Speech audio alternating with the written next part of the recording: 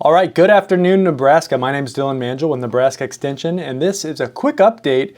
Just something's going on in the disease of soybean world, and I wanted to touch base in case you're hearing about this and just sort of give some expectations for how this is going to impact Nebraska and what you could possibly do to help manage this. Now, this I'm talking about, unfortunately, is red crown rot.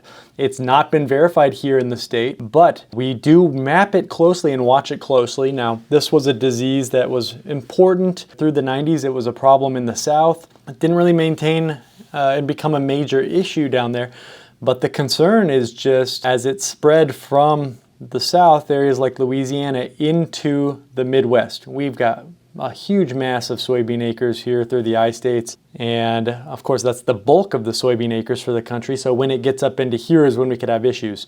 Now, these are diseases that really needed warmer temperatures and weren't successful in areas up north where it was cooler, but have somehow managed to acclimate to our temperatures here in the Midwest and are impacting soybeans. It's unfortunate when we have a new disease move in, but it happens. We've seen it a lot more in corn in the last couple of years, but this is sort of another one in soybeans. Now, it came up into the Illinois, Indiana, and that's been this hot spot. We had seen it move across Missouri, and then of course it gets awfully close to Nebraska as it moves across Missouri. Now, if you think about that, the closest site in Missouri was something like 200 miles from us still. 192 miles or so was that closest field to Nebraska. That was alarming, right? It moved quicker than I expected, and I was worried it would show up even further west in Missouri this year. But then we got a little surprise when on October 9th, Minnesota found it. Wisconsin had also found it this summer.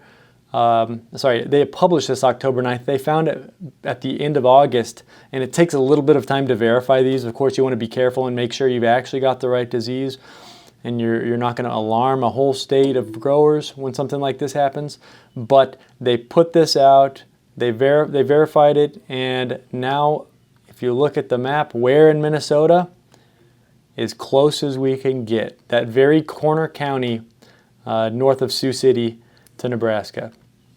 So if we go back over here, let's pull some measurements and see how close that is to us. You know, we're looking something like 75 miles. That's how close this is to Nebraska now. So big jump. Now that's somewhat of an alarming situation, right? It's close, but even more so, if you look at this map, it's had a couple big jumps this year to Wisconsin. That was a couple 100 miles, right? And then it's 400 miles from here to Minnesota where they found that sample. It's in a much larger area than this. We can't check all the fields. This is where it's been seen. And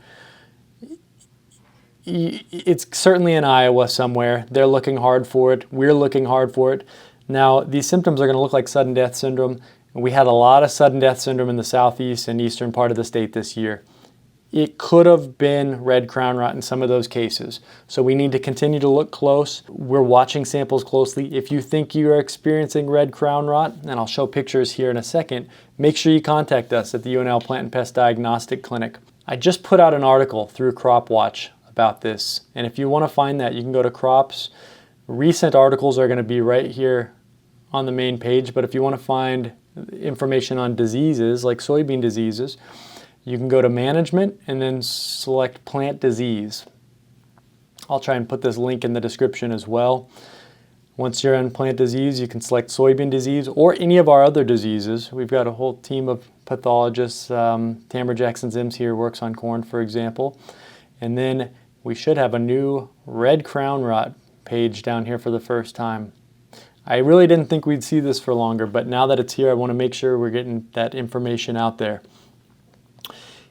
Here's a fantastic picture. This was taken by Boris Camilletti. He's one of our, I'd say one of the experts nationwide on this disease. He is in Illinois, and here's just some other pages if you want to find more of his information and research they've been doing. He's an expert. I'd say the other national expert on this is Carl Bradley out of Kentucky. They unfortunately were just hit by this first, and they've been doing some excellent leading research on this disease. It can be alarming, but the diagnostic feature for this, if we look here at Boris's picture, are these small spherical structures. This is going to cause red staining on the stem, but it's these structures that become diagnostic. We really need those to know if we have it, if we're going to do sort of a diagnosis with our eyes. A lot of things can turn stems red. I've got one sitting here on my desk, and this is a stem at this point, and you can see there's red staining. But just because it's red doesn't necessarily mean it's red crown rot. We've got some other spots down here on the stem. Now those are more of a fungal growth, not the sphere. They're just sort of chunks of fungus. That's something else going on as well, not red crown rot. So be aware that there's different things out there that can cause really confusing symptoms. Utilize the UNL Plant and Pest Diagnostic Clinic if you'd like to verify diagnoses. The basic charge is extremely affordable to send stuff into the clinic, but for now, any samples you'd like verified, is this red crown rot or not, send those in and we're going to process those for free. Here's a little bit of a foliar symptom picture as well. This is from the Crop Protection Network's page. I'll pull that up. There's some great pictures here on the Crop Protection Network, which is also a product of University Extension Services. But you can see those symptoms look an awful lot like sudden death syndrome. So when you see those, go out there, pull those plants, verify what you have, and help us identify if this is here. This is important because we're going to be able to start research on this as soon as possible. We're going to be able to test out which products are effective on this. And from what research we have so far, it looks like there are effective tools for managing this. Varieties are being characterized for their resistance or tolerance of it as well. So when we take all this research, piece it together, the quicker we do that, the quicker we're going to be able to save fields from yield loss associated with red crown rot. Disease management is often disease specific. So I'd hate to see someone invest in managing for sudden death syndrome, for example, when they've actually got red crown rot. So if you think you have it, verify it. And as bad of a sudden death syndrome year as this was, some of that could have been red crown rot. I'll just conclude by saying this is a new disease, but there's resources available.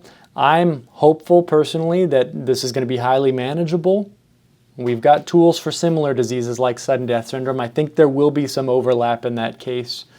It's harder to say for varietal tolerance and resistance. That's going to take a little bit longer to get that data. But if you've got questions on this, if you think you have it, you can send samples into the UNL Plant and Pest Diagnostic Clinic. Or if you'd like to reach out directly, you can reach me, Dylan Mangel, with Nebraska Extension. Thanks again for tuning in today. If you have any other questions, find that information online at cropwatch.unl.edu.